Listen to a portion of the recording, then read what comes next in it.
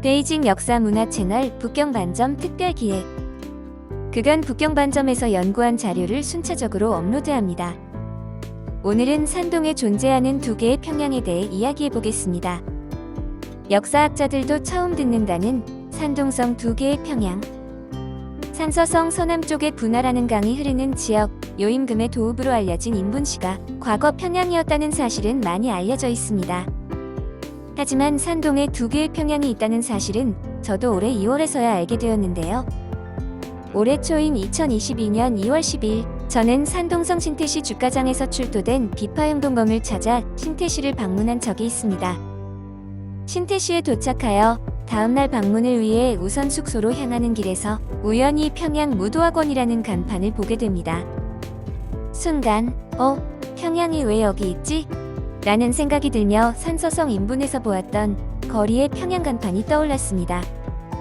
그리고 내일의 인터뷰를 준비하고 신태시 이곳저곳을 둘러보느라 시간 가는 줄 모르게 하루를 보내고 다음 날인 11일 아침에 약속 장소인 신태시 문물관리소에 가기 위해 택시를 탔습니다. 그리고 문득 떠오른 어제의 일을 생각하며 기사에게 여기에 왜 평양이라는 간판이 있느냐고 물어보았습니다.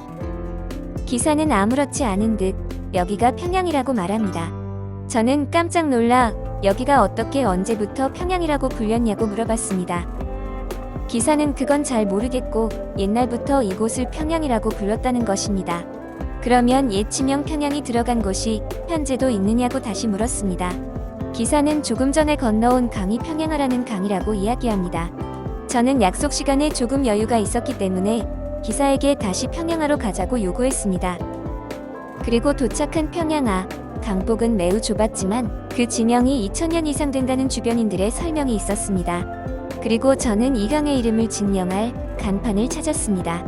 강의 이름이 쓰여진 푯말을 찾지 못하였지만 이 강이 평양하임을 증명해줄 평양하 공원을 찾았습니다. 그리고 저는 약속 장소인 신태시 문물관리소를 찾아가 소장 장영 선생을 만났습니다. 이곳은 주가장으로 유명한 무덤군에서 출토된 청동검과 청동기를 소장하고 있는 곳으로 박물관에도 전시하지 않은 특별한 청동 유물들이 많이 보관되고 있는 곳입니다. 저는 이곳 수장고에서 청동검과 청동기들을 직접 꺼내서 만져보고 그 특징을 스케치하기도 했습니다. 이와 관련된 영상은 따로 제작할 예정입니다. 수장고를 2시간여 둘러본 후 저는 장영 선생을 인터뷰하기 위해 문물관리소 소장실을 찾았습니다. 그와 인터뷰 도중 저는 아침에 확인했던 평양하와 평양에 대한 이야기를 꺼냈습니다. 그는 수년 전 내주 만에 침몰한 1000년 된 고려의 배를 직접 인양하여 조사하기도 한 산동의 유명한 고고학자이기도 합니다. 그의 말에 따르면 이곳 신태시는 과거 동평양으로 불렸다고 합니다.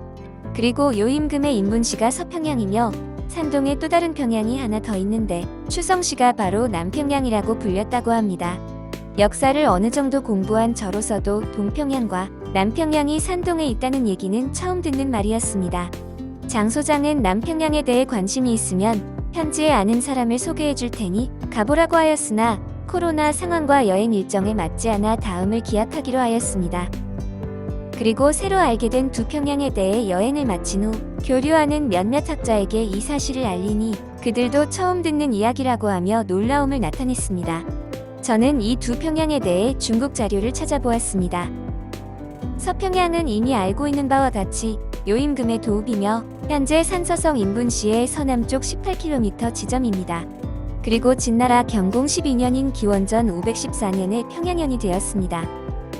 제왕운기를 인용한 사기 오제본기에도 요임금의 도읍 평양을 언급하고 있으며 요임금이 건국한 나라 이름이 당나라라고 적고 있습니다. 동평양인 신태시는 서한때의 태산군에 속해 있었으며 하동에 평양이 있었기 때문에 동평양이라 불렸다고 합니다. 북위 때는 양평군이 되었습니다. 남평양은 현재의 산동성 추성시로 서한때의 평양현이 되었고 산양군에 속해 있었습니다. 진나라 때는 고양국의 땅이었고 남조의 송나라 때에는 평양현으로 이름을 고쳤습니다. 하지만 산동의 이 두 평양이 서한 이전에도 평양이라 불렸는지 또 그 지명의 유래는 무엇인지에 대해서는 중국 문헌에서 찾기 어려웠습니다. 의문이 드는 부분이 아닐 수 없습니다. 여러분의 의견을 알려주세요. 그리고 산동의 이 두 평양에 대해 나는 이미 알고 있었다는 분도 댓글을 남겨주시기 바랍니다.